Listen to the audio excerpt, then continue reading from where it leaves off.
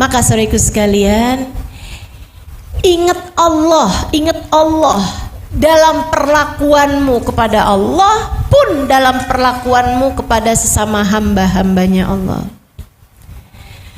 Ingat Allah dalam sholatmu, ingat Allah dalam sedekahmu, ingat Allah dalam hadirmu di majelis-majelis ilmu. Ingat Allah kamu ngadain pengajian, ingat Allah. Jangan nyari yang lain-lain, nyari Allah aja udah.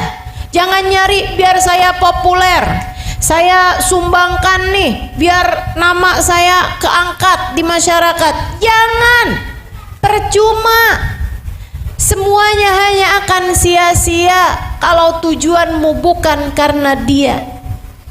Allah aja. Ingat Allah dalam perlakuanmu kepada siapapun, dengan itu hatimu akan bahagia. Bahagia terus. Saat lagi orang berbuat baik, bahagia. Saat orang lagi berbuat jelek, bahagia juga. Kenapa? Allah semua yang menetapkan, Allah semua yang menentukan.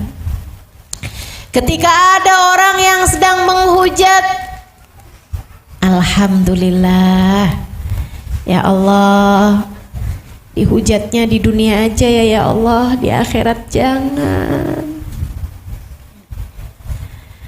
Ketika ada orang yang berbuat jahat, ya Allah, saya emang juga sih kadang-kadang berbuat jahat sama orang. Ini kayaknya balasan saya atas keburukan saya di masa lalu. Ya Allah, dibalasnya di dunia aja ya Allah, di akhirat jangan. Senang. Orang yang hidupnya selalu ingat Allah Subhanahu wa taala senang, bahagia.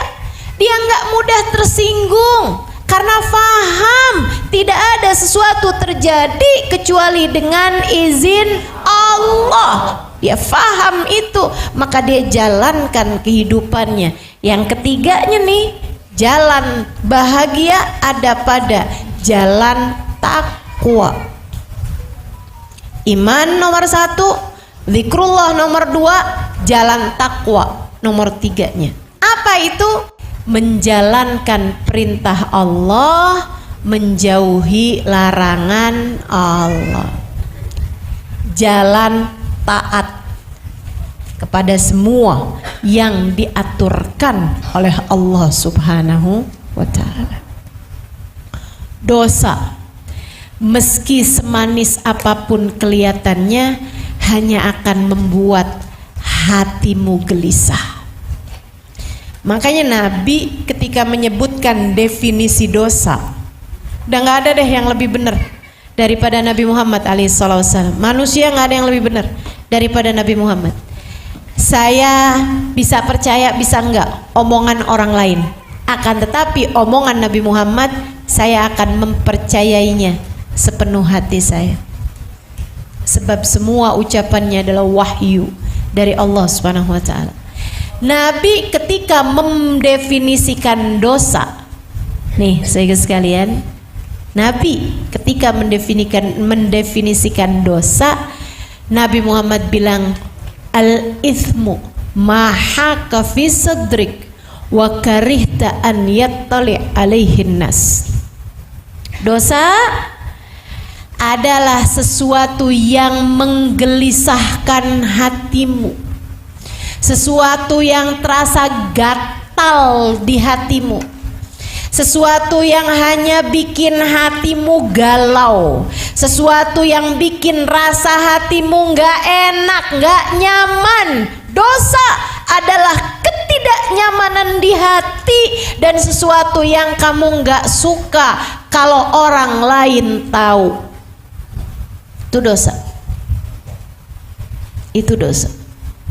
Jadi sekalian yang saya muliakan, jadi kalau kamu mau tahu Ustazah ngomelin anak dosa apa enggak, liatin aja. Kamu kalau abis ngomel sama anak, terus kamu lihat anakmu pas lagi tidur, nyesel enggak? Gatel enggak hati kamu? Gelisah enggak hati kamu? Itulah yang kata Nabi Muhammad, dosa tuh ya itu dia tuh. Sesuatu yang menggelisahkan hati, bikin gak nyaman hati, bikin gak enak hati. Serius kalian, kamu habis bohong, gelisah gak hati kamu? Nyaman gak hati kamu? Gak nyaman. Kayak aduh gimana nih ya, wa karihta an yattali alaihin nas, dan kamu gak mau kalau sampai orang tahu kebohonganmu.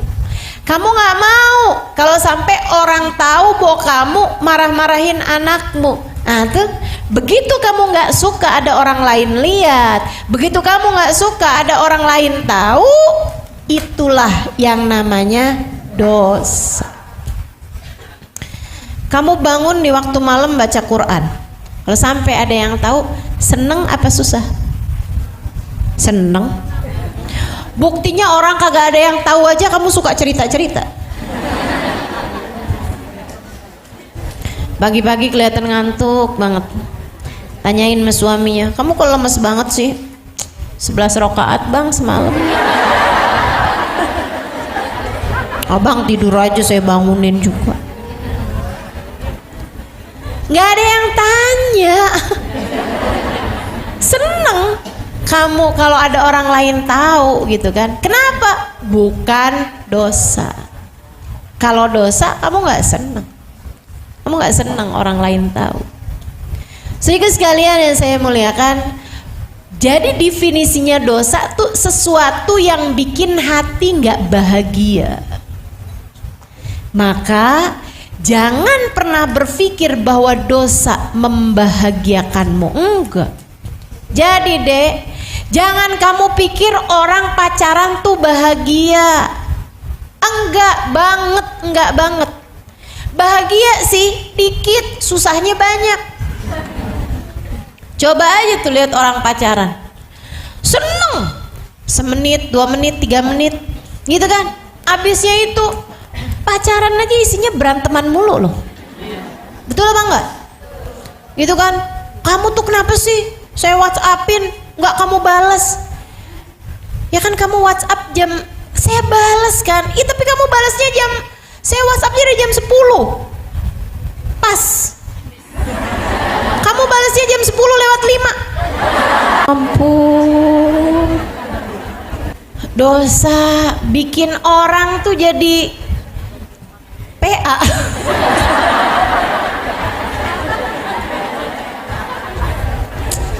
Orang kalau lagi jatuh cinta tuh teman-teman, jatuh cinta sama orang ya, jatuh cinta sama manusia, biasa gitu. Itu emang suka rada PA.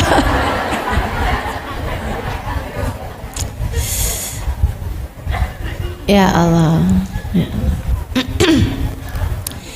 Jadi bahagia ada pada jalan taat. Semakin orang tenggelam dalam jalan taat kepada Allah, dia patuh aja apapun yang diperintahkan. Sholatnya benar, zikirnya iya, selalu ingat Allah, gitu kan ya. Sholawatannya iya juga gitu. Jalan taat dijalanin, semakin hatinya bahagia teman-teman. Dia sama suaminya hormat, dia sama anaknya sayang, dia sama orang tuanya sayang, dia sama saudara-saudaranya sayang, hatinya semakin bahagia. Hablum minallah benar, hablum minan nas benar, orang bahagia. Saudaraku sekalian, semakin tenggelam dalam dosa, semakin gelisah hatinya. Percaya saya, percaya saya. Saya pernah bikin satu tulisan, satu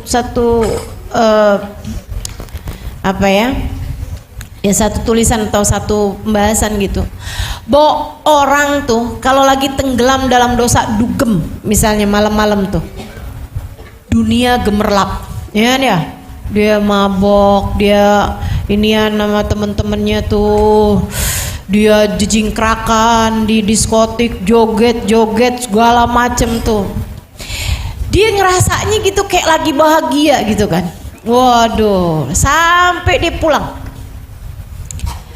Malam-malam tuh dia pulang, seringnya berbaring di atas lantainya yang dingin. Padahal dia punya tempat tidur nyaman, padahal dia punya tempat yang enak.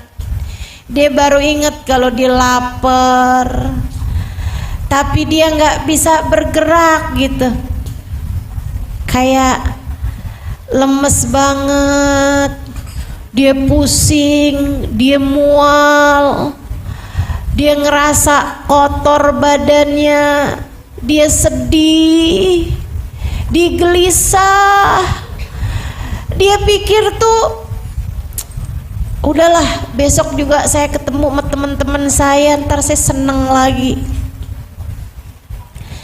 Kenapa hidup saya hampa seperti ini ya? Saya pengen berhenti, tapi saya nggak bisa berhenti. Mengalir air matanya. Dia merasa begitu menderita, dia ngerasa gitu susah gitu. Tapi dia nggak ngerti. Susahnya hidupnya tuh karena apa?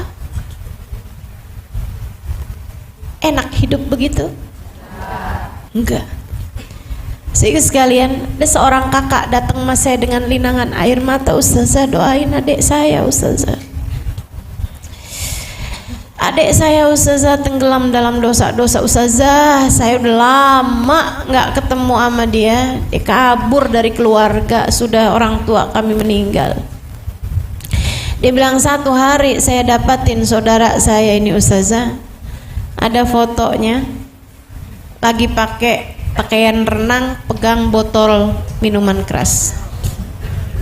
Cantik teman-teman, sangat cantik. Bodinya udah kayak, iya, itulah ya, body goal kata orang sekarang. Sehingga sekalian saya muliakan, saya bilang ya udah gini aja, saya bantu doa. Nanti kalau sampai satu hari nanti kamu ketemu lagi sama dia, saya cuma pesan sama kamu satu hal aja, jangan dimarahin dan disayangin. Kalau kamu mau nanya nggak usah nanya. Kalau kamu mau nyuruh dia, nggak usah nyuruh dia untuk nutup aurat atau sholat atau apa gitu. Saya bilang nanti kalau kamu ketemu dia, kalau kamu mau nyuruh dia, suruhlah buat makan.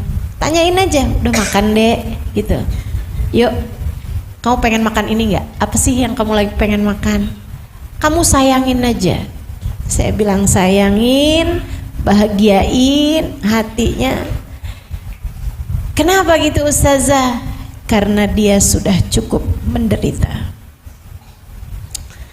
Beberapa tahun kemudian teman saya ini cerita, dia bilang, Ustazah, adik saya udah ketemu. Ustazah mau tahu ketemunya? Jadi ada teman adik saya, dia bilang kenal sama keluarga kami. Satu waktu telepon sama abang, dia bilang kasih tahu lokasinya, selamatin adiknya. Abang saya pergi Ustazah ke sebuah bekas hotel yang sudah nggak kepake. Isinya itu tempat yang sudah sangat tidak terawat, kelihatannya banyak jangkis, banyak pecandu itu pada narkobaan di situ gitu.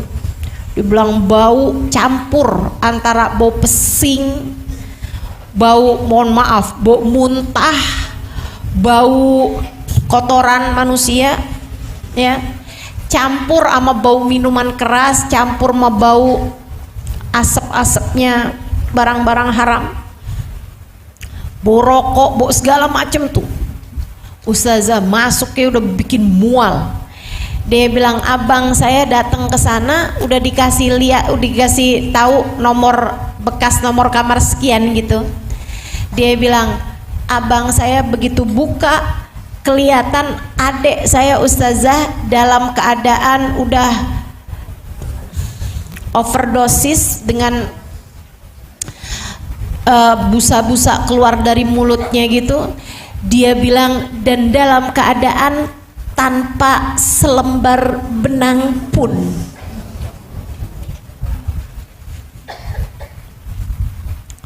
dosa hanya akan membuat seseorang semakin sengsara. Sebab jalan bahagia ada pada taat pada Allah Subhanahu wa ta'ala. Dibawa tuh adeknya, dia buka bajunya, ditutupin aurat adeknya sebisanya, kan laki-laki ya. Buka baju atas tuh kan masih ada kaos dalam gitu, dia tutupin tuh aurat adeknya, dia bawa tuh, dibawa pergi ke rumah sakit. Aduh, sengsara. Ini adik-adik saya kasih tahu, adik-adik para gadis-gadis, para jomblo-jomblo belia-belia nih ya, di umur-umur 19, 20 tahun, 21 tahun, 22 tahun gitu. Kamu tuh pikir bahwa saya kalau ada yang sayangin saya, laki-laki gitu kan, sayang sama saya, cinta sama saya, mau berbuat, maksudnya mau menikahi saya gitu. Apalagi kalau dia udah kerja, dia udah mapan gitu, kayaknya enak dah. Kamu pun kemudian berjumpa dengan laki-laki yang hatimu terpaut dengannya, dia pun terpaut denganmu. Kalian mulai dari yang asalnya ketemuan, lama-lama pegangan tangan, lama-lama cari semak-semak.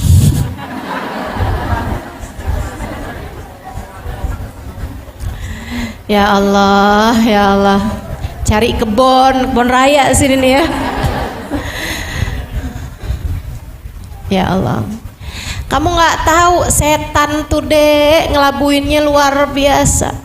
Kamu merasanya kayak lagi bahagia gitu hati kamu.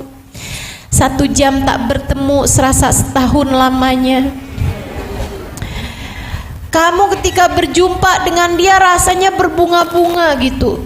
Apalagi dia bilang bahwa dia nggak pernah secinta itu sama seorang perempuan. Dan kamu pun juga merasa begitu. Aku nggak sanggup hidup tanpa kamu.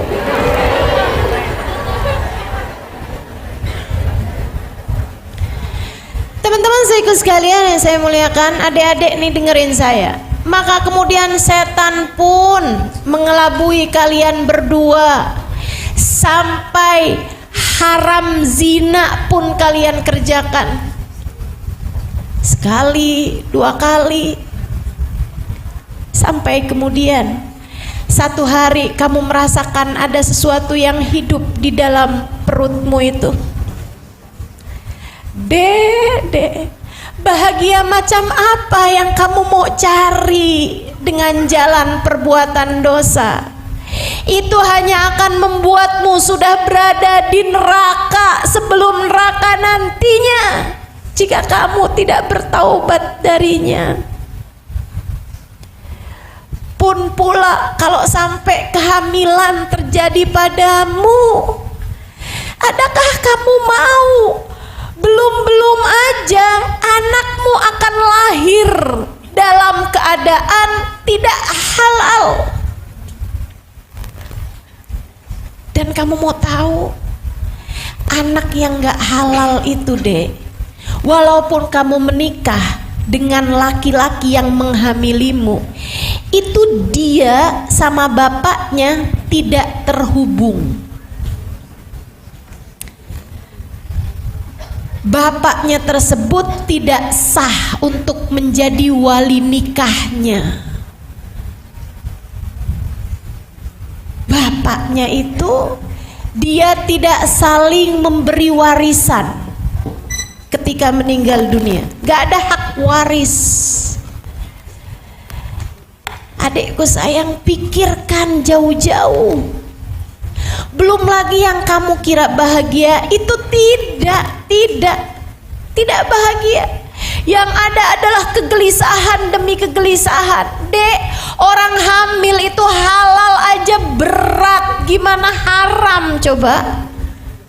Orang melahirkan itu dengan setengah nyawa, melahirkan yang halal diridhoi aja berat, separuh nyawa, perjuangan seorang ibu. mau kamu melahirkan seorang anak yang bahkan ianya terhukum sebagai anak yang tidak halal? Meskipun semua anak suci, yang najis, yang haram adalah perbuatan orang tuanya. Pikirkan panjang-panjang, Dek. Beberapa menit itu bisa berbahaya padamu. 9 bulan untuk kemudian seumur hidup anak tersebut, bahkan seumur hidupmu, bahkan bisa jadi bukan hanya seumur hidupmu di dunia, akan tetapi seumur hidupmu di akhirat. Kamu bisa kehilangan tiket keselamatan, kamu bisa kehilangan tiket surga, kamu bisa kehilangan tiket kebersamaan dengan Nabi Muhammad hanya karena beberapa menit dosa zina yang kamu lakukan. Adik-adikku sayang, berpikirlah panjang, berpikirlah panjang. Bukan di sana letak bahagiamu. Itu hanyalah jalan kesengsaraan dan penderitaanmu dunia sebelum kelak di akhirat nanti.